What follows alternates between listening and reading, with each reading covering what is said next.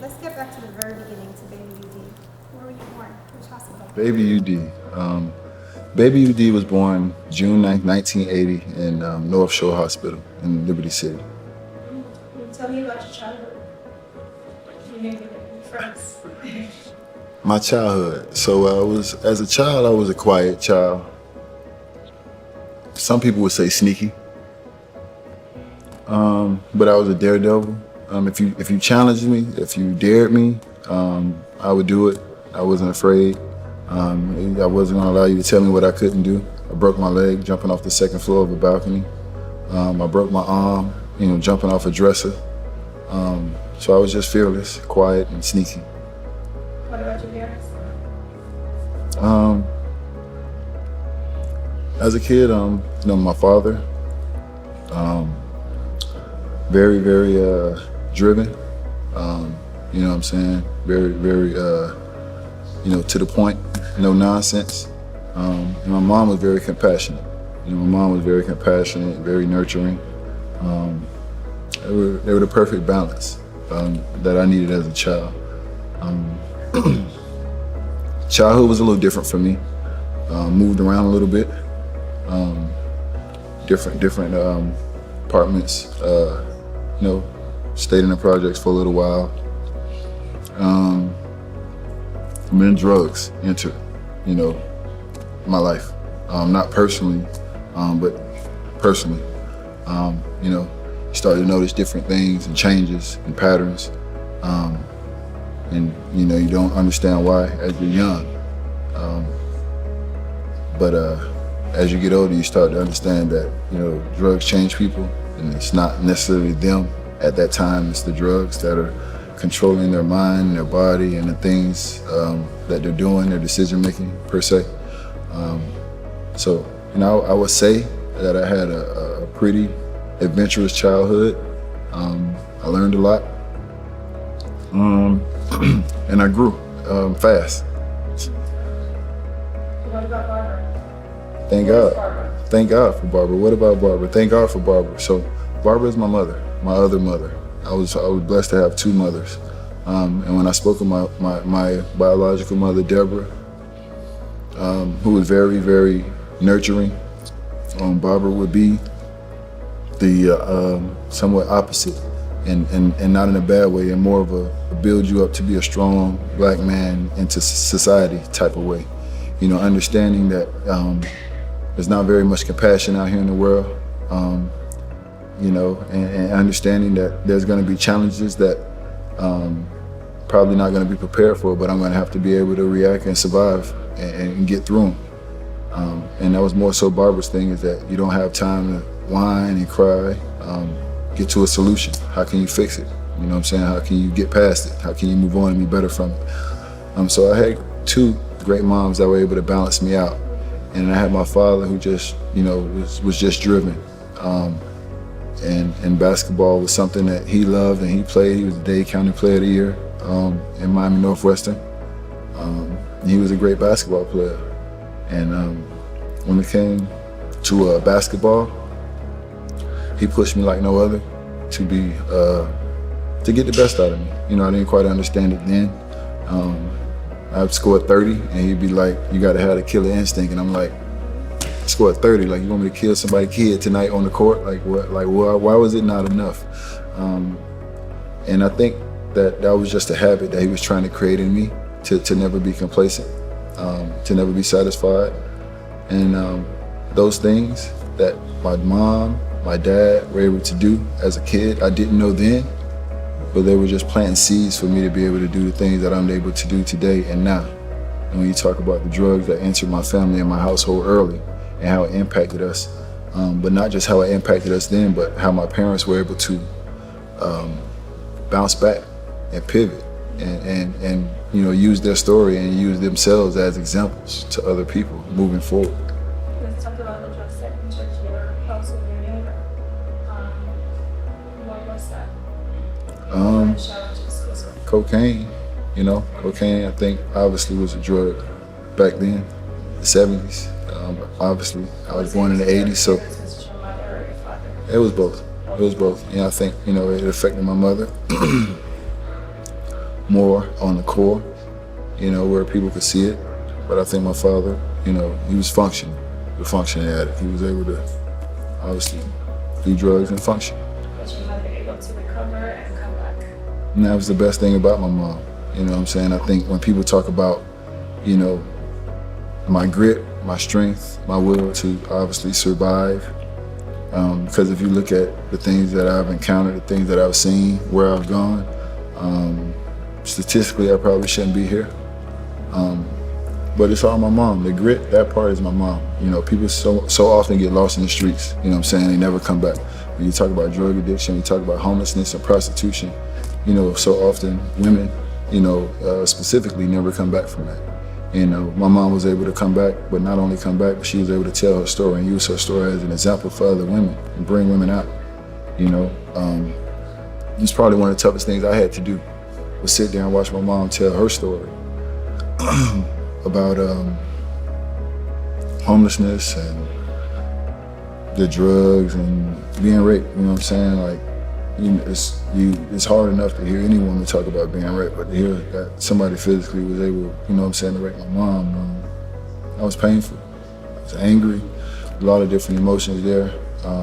But then I was able to look to my left and I saw the women that were impacted and that were helped, by her and her story. And it made sense. It all made sense to me at that time.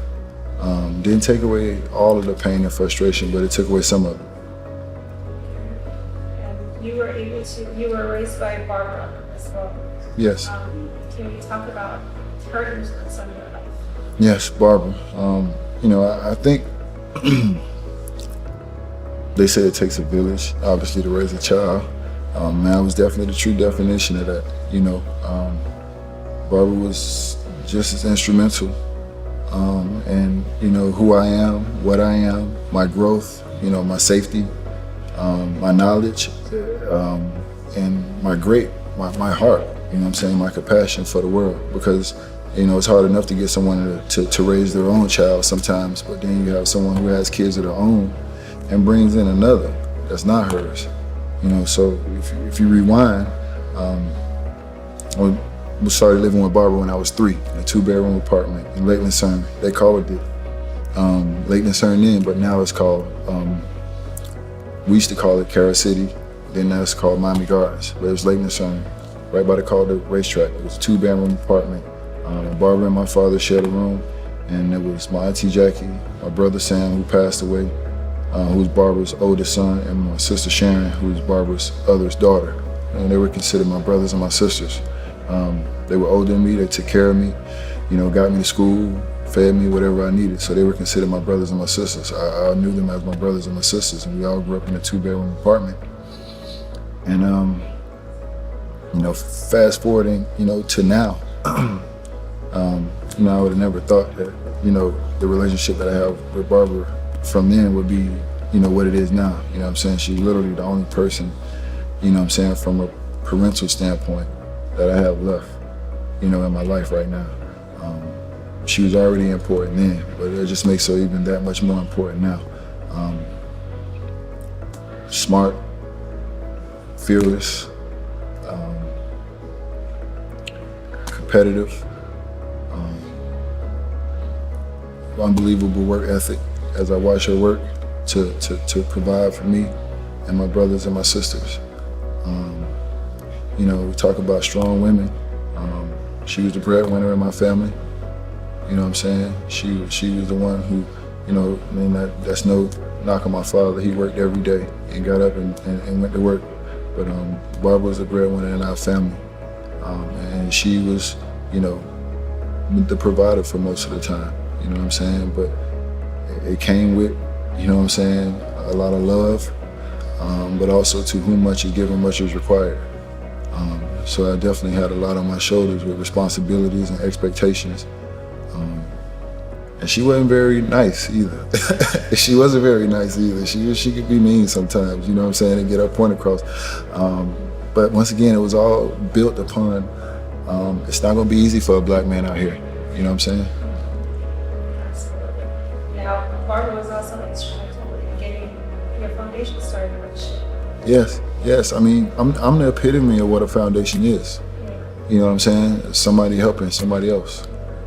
Can you speak on how this foundation got started? So, Barbara, obviously, being heavy in the church, in the community, just knowing so many people. The people she knew and the people my sisters, Sharon knew, and my brother, they became my family and my friends. We had a close family friend that passed away unexpectedly and had kids. I wasn't making that much money in the NBA at that time, but I mean, they were considered family to us. Let's take care of them like family. And it just started there. And there was a couple people in the church, that needed some help. And they became, part of our mission and our journey. And then one day, I don't know if it was me or Barbara, but it was just like, let's do it. Let's be legit about it. Let's, instead of just, giving people different things and, moving on to the next, let's do something every year. Let's make a, commitment to this and not just to these people, but just to the city. You know what I'm saying? And, that's how it started. What were the early days of the foundation like? Early days were tough. Just because it's hard to get the support that you would need when it talks about impacting so many people. And oftentimes when you're real and you're genuine like I am and like we are, it's not sexy. It's not always sexy, and it's not always sexy to the people that you're asking for money. You know what I'm saying? Oftentimes people like to follow the names instead of the mission. You know what I'm saying? My name in the city rings bells at that time only to a certain group of people. You know what I'm saying? We had to work. My team and I, we had to work. We had to work to build ourselves up to the point where we can get the support from certain corporations and certain people around the city. That wasn't just given to us. You know what I mean? And that was just nothing I could have done on my own. You know what I'm saying? We really had to plant seeds and focus and execute on putting ourselves in position where, people can look at us and look at our team and look at what we're trying to do and say, hey, that is a good, that is a good, that is a good plan, or that is a good purpose, and that is something I want to get behind. And I can see that impacting not just a couple people, but hundreds of thousands of people. And that was something we had to work at. We're literally just getting to the point now, after 17, 15, 16 years, we're literally just getting to the point now where we literally have the support and the type of partnerships, where, we can impact, just beyond a couple hundred kids. You know what I'm saying? We can impact a couple thousand and not just impact them for that specific holiday or that specific year, but we can impact them beyond years to come. Junior year, senior year, help them when it goes on to college. We're in a position now with our partnerships and how we've positioned ourselves where we can do those things that we weren't able to do early, and the things that we grinded to get to this point to be able to do.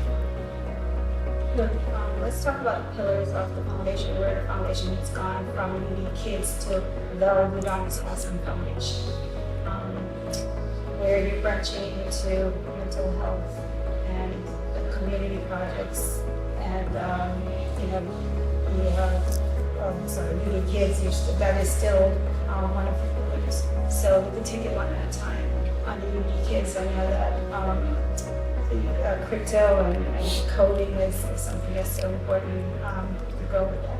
I mean, for UD kids, obviously kids is always going to be a passion of mine. And it's something that I truly, have compassion for, because I remember being a kid and I remember, certain holidays, or most holidays, like I had to depend on other people to help me get gifts. You know what I'm saying? Most of the time it was my Auntie Jackie. You know what I'm saying? She was always the fun auntie. If I wanted to go to Disney World, Auntie Jackie was taking me. If I wanted, a certain gift for Christmas, it was Auntie Jackie that was gonna get it for me. So, oftentimes I understand, that our parents aren't able to, most of the time give us or provide us with the things we want for Christmas. So that's something that's always just dear to my heart, to be able to do that for those kids for Christmas, let them know somebody cares, reward them for doing good. I think often a lot of kids just only know what they see every day. They know what they see when they come out their house, they know what they see when they go to school, they know what they see when they come home. Realistically, it's probably not what the kids on Miami Beach see. You know what I'm saying? So just to be able to give them an opportunity to have a smile on their face, to go out there and be able to say, hey, go in the store and pick what you want. Those kids never hear that before. They don't hear going to the store and pick what you want. And a lot of those kids think about their sisters and their brothers, and they don't just get gifts for themselves. They get gifts to take home for their sisters and brothers. So you understand what type of kids we're talking about here. That's something that's always going to be near and dear to my heart. That's going to be special to me. But those kids have to grow up. And there's another part that we have to help them with. That's the education part. You know, as things start to grow and manifest and evolve, especially here in South Florida. You know, you talk about coding and different things that these kids are doing now. I think, you know, I had no clue what coding was. We didn't do that. Now these kids can actually write their own computer programs. You know what I'm saying? And this is something that I think in the next 5 or 10 years probably gonna be standard. Every kid's probably gonna know how to write their own computer programs. So, you know, why not be on the front line of that, especially in the inner cities? Because I think a lot of times in the inner cities, it gets there last. It gets to the people in the inner cities last. Whether it's because the people in the inner cities are stubborn, or whether it's because it just takes a long time to get there. Oftentimes, the new and improved stuff, whether it be education-wise, whether it be electric cars, whether it be talking about crypto and, you know, actually believing in crypto and, you know, what it can do for the future, and as far as banking your own money and not having to put your money in a bank, and understanding, you know, if you bank your money, if you bank your crypto, you know, the interest rates on your crypto as opposed to putting it in the bank where you rarely raise money or get any interest on your money in the bank. Put it in crypto, they're offering 6, 7, 8% on your crypto. So there's different things like that that people in the inner city would never know. Now you have a choice whether you want to put your money in the bank or whether you want to put your money in the crypto, but at least you're educated on the benefits and the things that can happen with both of those things. So for me to be on the front line of bringing those things like that to the inner city, the things when it comes to the electric cars, you see how high gas is. When it comes to crypto right now, you see how, you know, crypto is evolving the financial world right now. So being able to be first to bring those things to the inner city instead of waiting for the inner city to get it last, that's very important to me. But community accessibility, including your low-income housing and financial literacy, minority-owned small businesses and jobs. Yes, I mean, the community, you know, own housing and financial literacy. I think with the financial literacy, it goes also with, you know, with the crypto and things that are evolving in today's world. Because I think 10 years ago, or maybe not everybody, but 10 years ago, me specifically, wasn't having crypto conversations. Now it's a reality. You know, now it's a really reality that you can bank your own money. You don't need a bank. You know, people need to understand that. Once again, you have an opportunity to make a choice on how you want to deal with your funds or your finances, but you can bank your own money if you want to. I didn't have a chance to understand stocks and different things like that until I took time to sit down in the bubble and understand those things, and literally had 3 months to really lock myself away and watch CNBC and do all these different things where I can educate myself. But I really think that it's important for kids, and especially people that are in my position, to understand all different types of financial things. You know what I'm saying? I watch CNBC. Do I ever intend on being into that kind of stuff or a lot of different things? No, but I like to be educated on a lot of different things. And I think what we don't do is we don't ask questions. You know what I'm saying? We're afraid to ask questions, to learn, to educate. We always want to be in the room. Nobody wants to feel dumb. Nobody wants to feel like they don't understand anything. So, you know, for me, you don't have to ask. I want to try to bring it to you. You know, I want to bring it to you, you know, directly, you know, put you in opportunity or situations where, you know, you can be taught these things. As far as housing, everything that I do, everything that we try to focus on is because I'm at the ground root of these things with the people. You know what I'm saying? I'm touching the people every day. I'm in the inner cities. I'm in the hoods every day, understanding what the needs are. So I understand, you know, with gentrification and everything going on like that, I understand, you know, the benefit of providing affordable housing. You know what I'm saying? I really do understand that. You know, people that aren't from Miami don't even know what Wynwood used to be 10, 12 years ago. They just know what it is now. So when you look at it now, you say, oh, this is great, but then you forget that the people that were there 10, 12 years ago had to get moved somewhere. You know, where are they going? A lot of these people get moved down south. We're talking about an hour away from where they used to live. Now, that might be even further away from where they work now. So those are things where, once again, the things that I tap into, or the things that we tap into as a team, is just because we're on the ground root of everything, you know, when it comes to the city. So we understand what the needs are and what people are suffering from, and how can we help. Mental health and criminal justice. I think my take and my interest and my why on mental health and criminal justice reform is just because First and foremost, when we talk about how drugs have entered my household, I understand how it also attacks your mental health when you're dealing with drugs and different things like that. I understand how the drugs attack you mentally and how it's not you all the time that are making decisions. A lot of times it's the drugs. When I look at mental health, I look at a vicious cycle of the prison system not having the resources to help those people. But I also look at the people that are calling the police, not understanding that these people have mental health issues and they're scared of these people. Now you're looking at the police showing up and now these people are paranoid. So you're really looking at a cycle that's really not getting solved or helped. It's really just gets swept under the rug. And then these people are back out on the street again, but that doesn't solve their mental health issue. So for me, I have a friend. I have a friend that has suffered from bipolar. And it all started probably like my 7th year in the NBA, where he came to a game in Detroit. We all went out. The next morning, nobody could find him. 2 days later, he ended up back in Miami. Said somebody was chasing him. We thought he was playing. We thought it was that once again, we just thought he was tripping. You know what I'm saying? Fast forward about 5 years later, he tore down all the walls in his apartment and said people were putting wires in the wall. So now we're starting to take it a little more serious. There was an incident at a club where he almost got hurt. Once again, tripping. And now we get him help. Fast forward later, we get him help. He doesn't want the help. He doesn't like taking the medicine, different things like that. And now he's on the street. Every now and then, a buddy of mine will see him. And when we go back, he's never in the same spot. So once again, this is something that these are things that are personal to me because I'm on the ground root of watching a lot of these things happen to people and I'm watching people suffer from these things. And I have the ability and the resources that I've been to put on a platform where I can help.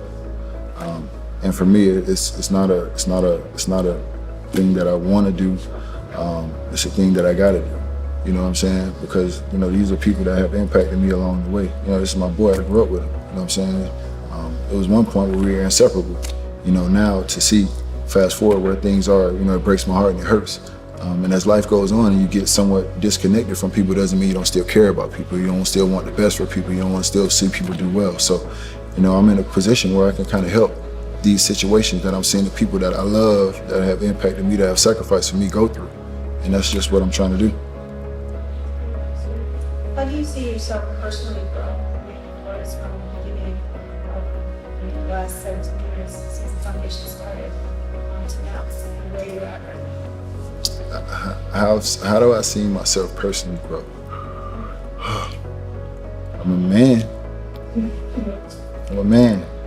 I thought I was a man then, but I'm a man now. I just see life so different. Things that were important then aren't as important now. I have less time for nonsense. I just want to get to solutions. I have less time for stress. I've seen enough. I've endured enough.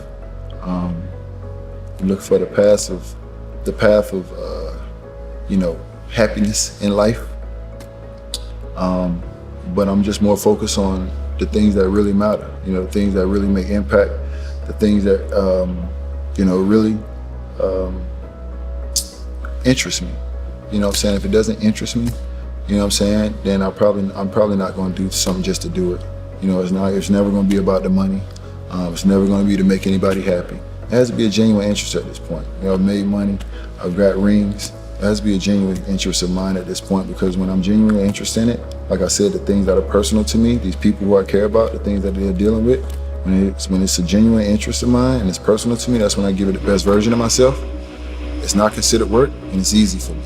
By focusing on the needs of Miami, you will impact works. Yeah. Do you mind repeating that? Yeah, I love that quote. I think I don't even know how I came up with it. I was just okay. Yeah. Obviously, I think a lot of people want to focus on the world. I think if you just focus on the needs in the city around you, particularly me, Miami, you can have enough impact that can move or shake the world.